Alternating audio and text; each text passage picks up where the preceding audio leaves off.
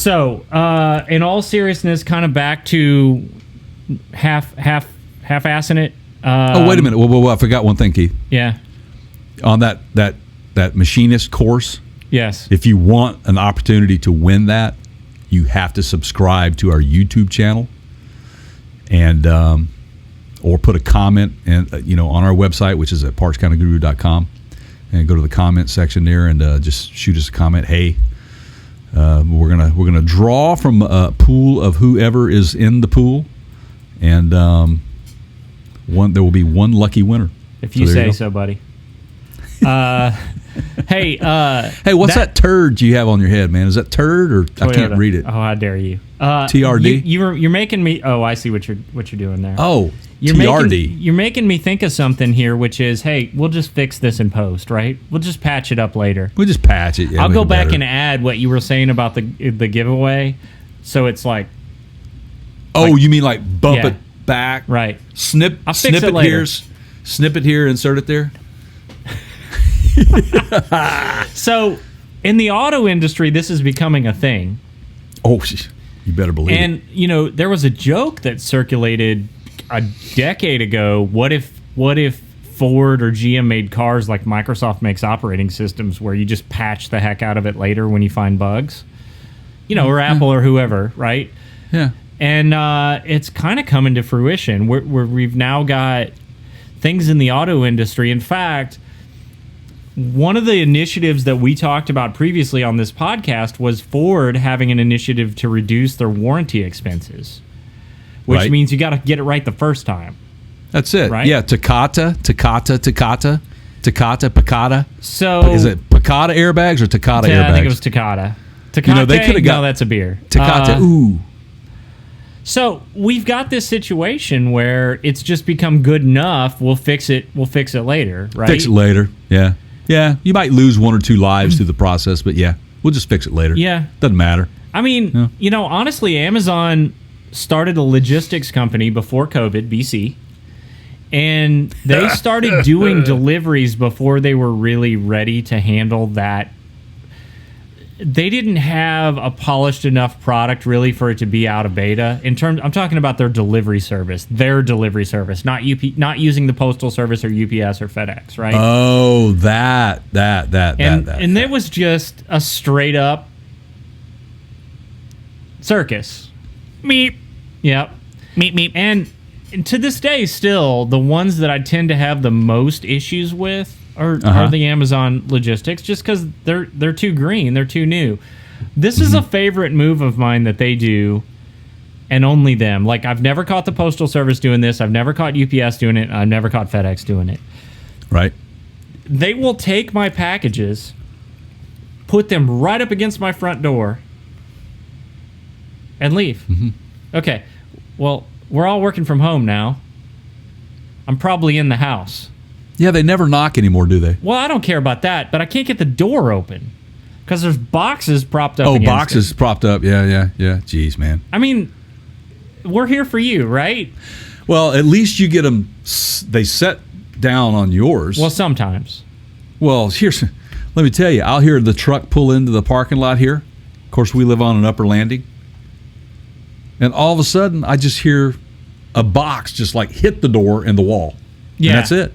And I go out, and there's this package laying there, and dude's driven off. He's gone. There's no knocking on the door, no placing it on the landing. It was thrown on the landing. So, all right. So, hey, Amazon and U.S. Postal Service, you might want to have a word with your carriers. Just saying. I think if there is a positive side to this, I think the auto industry has somewhat learned from previous mistakes. On why it's a very, very bad thing to do things halfway. Right. And I mean, I'm talking like 80s Ford Futura, which we owned. Chrysler Sebring, right? You threw out the Mercury Topaz. Oh, Topaz. Yeah, Pontiac Le Mans. You said the Ford Fairmont. Oh yeah, well we had the Fairmont Futura. Now, really, anything Pontiac is kind of just possibly with the exception of the the Trans Am, the Firebird. What about the Chevette and the Pinto and the Vega? And I mean, well, my the Pinto goodness, was man. one of those where they literally knew it was killing people, and they just said, "Nah, it'll be fine." Yeah, it was a 4-wheel gas tank, is what the thing was. Right. Man. That's all it was, with no protection around it. I mean, people were literally burning up in these things because they didn't build them appropriate. They were so unsafe, man. Yeah, the fuel tanks were exploding on them if there was an impact, and they knew about it. They knew about it, and they still did nothing about it. Right. We owned one when I was a little kid. I'm ashamed to say this, man, but I owned a Ford Pinto. It was later years. I think it might have been like an 80 model. Yeah.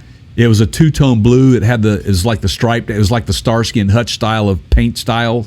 You know, the scheme, except it was blue rather than the orange. However, they did make an orange and white version of that, which made it look like a mini Starsky and Hutch Pinto. That was a Torino that those guys drove, wasn't it? It was Starsky a and Torino. Hutch? Yes, it was. Yeah. Yes, it Yeah. was. Now, there's a car. Ford Torino, man. Now, there's a car. That's a fine automobile right there. Now, if you're going to make a car and make it what's another word that doesn't sound as bad as cheap? Competitively priced, inexpensive, value engineered. How about there you go. Value engineering. Value engineered. If you're going to value engineer a car like, say, a Ford Fiesta, why would you? And I think Fiesta means party in Spanish, right? Right? Yeah, like, it does, man. Are you telling people that you're having a party while you're building these cars? What exactly are you trying to communicate with that whole thing? Right. It's so fun it's a party, because it sure doesn't look like a party, and it didn't run like a party. No. Actually, it ran like a hungover, like it was hungover. Yeah, right? They should have called it the Ford Hangover. And now you want to get into Cadillac a little bit? Oh, my goodness. Okay, so Cadillac's attempted at a cost-saving vehicle back in the day was the Cimarron. That's right. That was an 80s version of like the Buick. Well, you also had the what they call them, A bodies or B bodies or whatever they were, or J bodies. It was J bodies, what it was. Yeah. And they all looked the same except they had a different badge and name. It was like the Pontiac Phoenix was the same thing as a Buick Somerset Let's just or Skylark. Roll them out on the same platform and just rebadge them, right? Just rebadge them, right? Like the Chrysler, the K car. Now the Catera was a joint. That was a joint effort. That was an Opel. Why would you do that? Why? Yeah. What were they thinking? That was an attempt at that particular engine served them well in other parts of the world, like Australia. But that's what people don't understand, is that there are different standards of how they do things in different parts of the world. Just, you hear Keith and I talk about it all the time. If you're going to buy a Toyota or a Nissan, check its origin. Typically, those vehicles, those Toyotas and Nissans that are fully assembled and manufactured in Japan, they're going to last you a long time. Because why is that, Keith?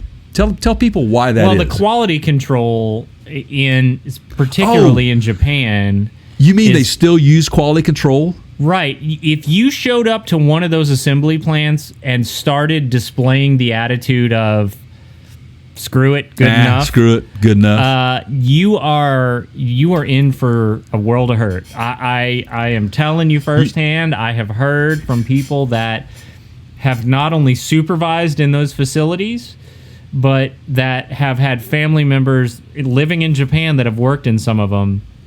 They do not joke around about your work ethic. And see, that's the problem that I have with all this is people think that I've got a high standard, Jay. There's always this, hey man, get off my back. Why are you breaking my, what's your problem? Why can't you just, whatever, man. I just have standards. Like, it's not high standards, it's just standards.